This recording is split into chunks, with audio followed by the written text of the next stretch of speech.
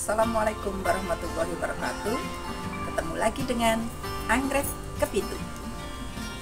Para pecinta anggrek dimanapun berada, semoga sehat selalu ya. Kali ini kami dari Anggrek Kepitu mau menampilkan koleksi kami dari negara jauh. Dan tanaman ini sudah lama berada di Indonesia, sudah banyak dikoleksi oleh para senior-senior. Nah, yang kebetulan ada di hutan kecil Anggrek Kepitu mau kami tampilkan. Kita lihat bersama yang ada di belakang saya. Ini kita lihat yang ada di belakang saya. Ya, dan bunganya ini loh. Bunganya itu tinggi sekali. Nah, sudah tahu kan namanya apa? Yuk, ini menurut para senior, saya kan termasuknya senior juga ya, tapi saya mendapatkan ilmunya dari yang lebih senior lagi, jadul karo jadul. Itu namanya Scomburgia.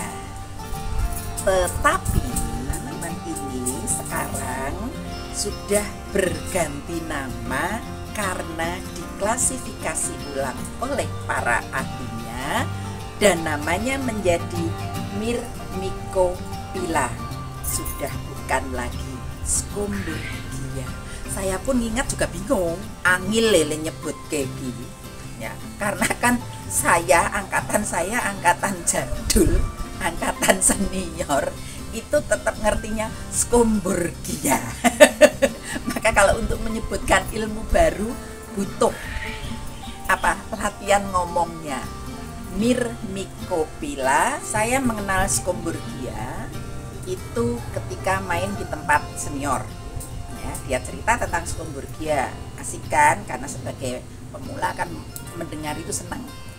Kemudian ketika saya tertarik untuk meminta, dalam arti membeli, dia nggak boleh karena cuma punya satu gerombol.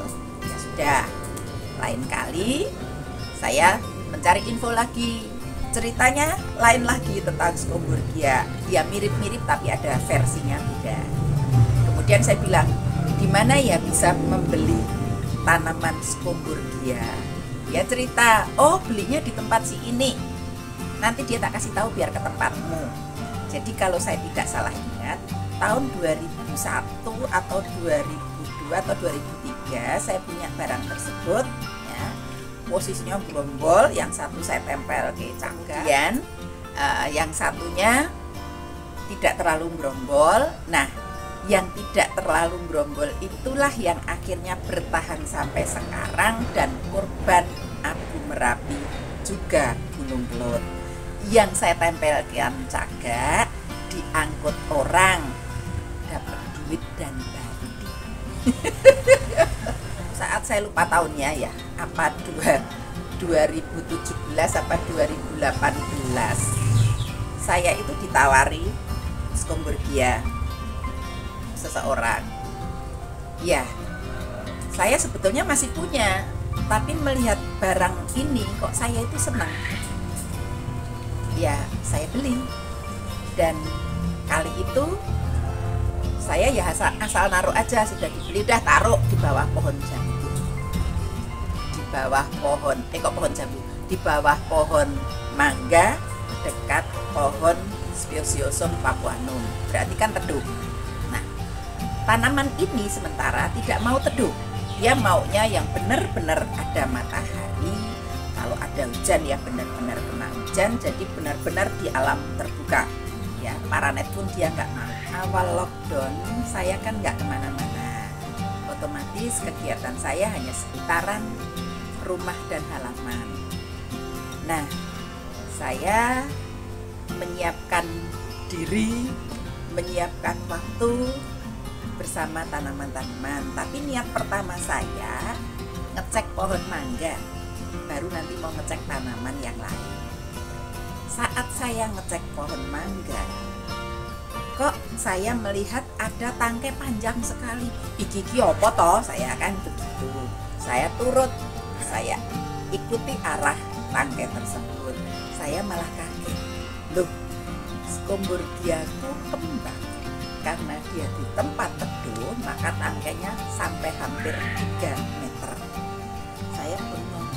Saya ternyata punya pohon ini ya di luar. Saya sampai nggak tahu.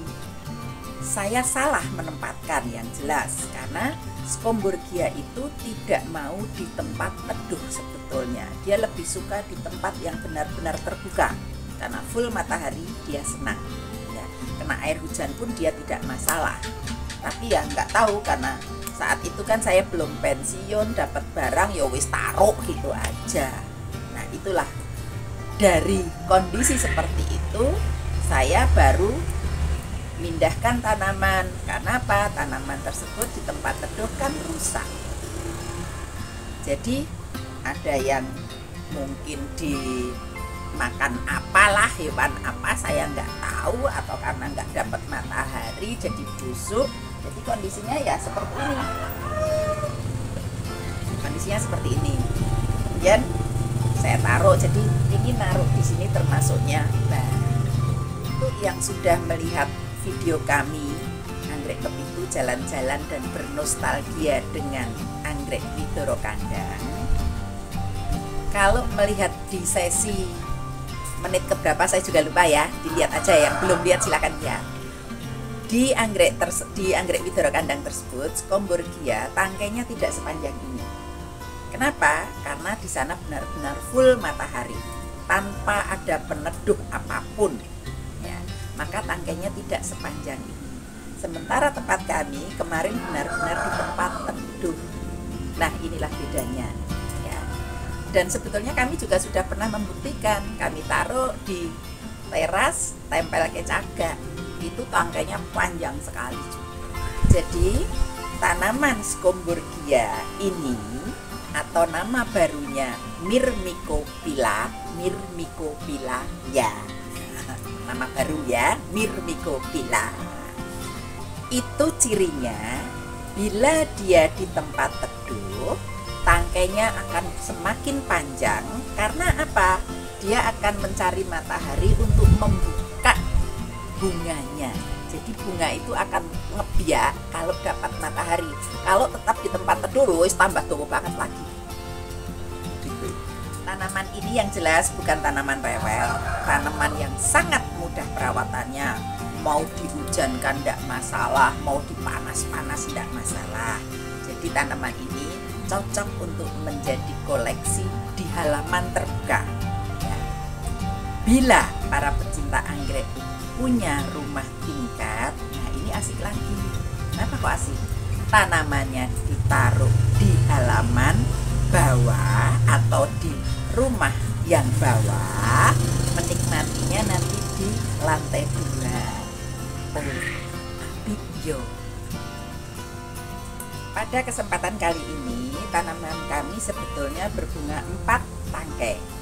Namun di saat pertumbuhan ada satu yang tidak bisa modot ke atas. Modot ke atas ya. Yang kedua, sudah sampai ke atas, sudah muncul beberapa calon bunga, tapi gagal juga karena serangga. Alhamdulillah yang 2 ini tidak gagal.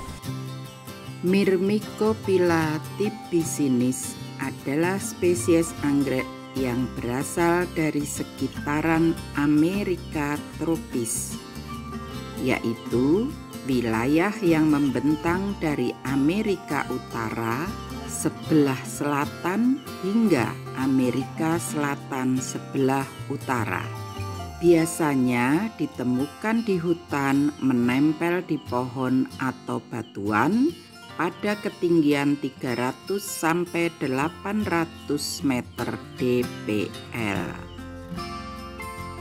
Pertama kali dideskripsikan di tahun 1838 oleh James Bateman dan John Linley pada publikasi Edward Botanical Register sebagai Epidendrum tibicinis.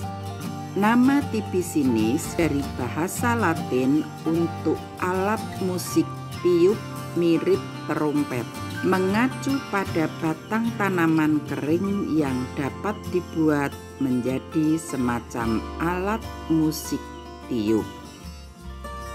Pada tahun 1841, James Batman mengklasifikasi ulang tanaman ini pada publikasi Orchidaceae of Mexico and Guatemala menjadi Scomburgia tibicinis. Nama Scomburgia digunakan untuk menghormati Schomburg, seorang botanis asal Jerman yang menjelajahi wilayah Guyana, Britania di abad 19. Genus Scomburgia pertama kali digunakan di tahun 1838 oleh John Lindley dengan Scomburgia crispa sebagai spesies acuan. Pada tahun 1917, Robert Alan Rolfe mendeskripsikan satu genus baru, Myrmicophylla, pada publikasi Orchid Review dan mengklasifikasi ulang sejumlah anggota genus Scomburgia ke dalam genus baru Myrmicophylla, termasuk diantaranya Scomburgia tibicinis menjadi Myrmicophylla tibicinis. Myrminki dalam bahasa Yunani berarti semut dan philia berarti hubungan persahabatan. Nama genus Myrmicophylla mengacu pada simbiosis antara tanaman dengan semut, di mana batang atau bulb tanaman berongga dan memberi ruang tinggal atau menjadi sarang bagi semut, dan sebagai gantinya tanaman mendapatkan sisa-sisa sampah dari semut sebagai pupuk atau nutrisi tanaman. Seiring perkembangan sains dan teknologi, anggota genus Scomburgia perlahan dipindah ke genus lain, Myrmicophylla, Laelia, dan Pseudo-Laelia, hingga akhirnya pada tahun 2009 anggota terakhir genus Scomburgia, yaitu Scomburgia elata, diklasifikasi ulang menjadi Laelia elata. Sekarang genus Scomburgia menjadi satu genus kosong yang tidak ada anggotanya. Per Desember 2022, genus Myrmicophylla memiliki 9 spesies sebagai anggotanya, dengan Myrmicophylla tibicinis sebagai spesies acuan. Untuk tanaman-tanaman lain yang di pasaran Indonesia masih sering disebut sebagai Scomburgia, tapi sekarang entah masuk ke Myrmicophylla, Laelia, atau Pseudo-Laelia akan kami bahas lain waktu. Satu sumber menyebut bahwa tanaman dalam genus Myrmicophylla tetap dapat tumbuh subur tanpa adanya semut, dan sangat jarang untuk tanaman tidak ditinggali semut. Tetapi melihat dari cukup seringnya penganggrek di Indonesia yang menyemprotkan pestisida ke tanaman, mungkin akan jarang didapati koleksi tanaman Myrmicophylla yang dibiarkan hidup berdampingan dengan koloni semut. Batang warna hijau atau hijau muda, panjang bisa mencapai 45 cm. Bentuk silindris atau tabung, berbuku-buku dan bergalur. Daun warna hijau ukuran 15-20 cm, lebar 5 cm, keras dan kaku. Satu bulb biasanya memunculkan 2-5 daun sekali waktu. Tangkai bunga warna kecoklatan, tumbuh tinggi, kaku, muncul dari pucuk batang atau bulb. Bunga hanya mekar di atas atau ujung tangkai, bukan di sepanjang tangkai. Satu sumber menyebut tangkai bunga dapat tumbuh mencapai tinggi 1-4 meter. Sejauh yang kami amati, tanaman yang diletakkan di tempat panas atau terkena banyak sinar matahari menumbuhkan tangkai yang relatif lebih pendek ketimbang tanaman yang diletakkan di tempat teduh. Bunga ukuran 5-7,5 cm, warna dominan pink atau pink keunguan, dan secara resmi disebut magenta. Hanya mekar di bagian atas yang dekat pucuk tangkai. Sebagai tanaman dari daerah tropis, Myrmicophylla tipicinis cenderung menyukai temperatur hangat, kelembaban tinggi, dan sinar matahari langsung. Dari karakteristiknya, tanaman cocok untuk ditempatkan di tepi atau di teras di bagian yang terkena hujan dan panas, ataupun di halaman, baik untuk ditempel di pohon maupun di tempat terbuka tanpa peneduh.